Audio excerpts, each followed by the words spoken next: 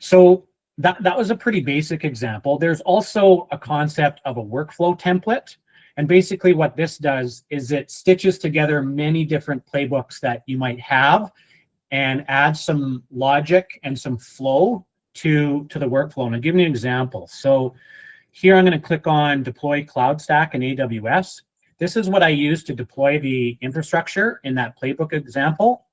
And this might be a bit of an eye chart. So my apologies on being able to read everything here, but I want you to see the workflow template concept here, so you can see how you could stitch some of this together. And in this example here, I start the playbook. I can create a key pair. I create a VPC. If that's successful, I can take a next step of creating an EC2 instance. If it fails, I can open a ticket. Maybe reach out to my ticketing system, ITSM platform, create a ticket for why this may have failed and populate the error in there.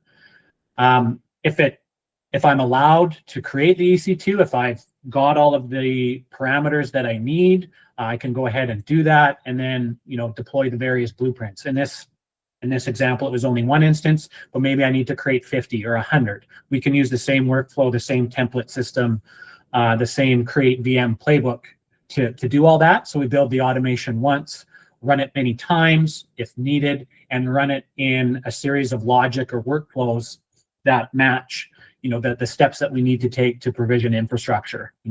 I've seen a lot of clients get very creative with this, doing all their checks and balances for things like security hardening, that sort of thing. So that concept exists in Ansible as well.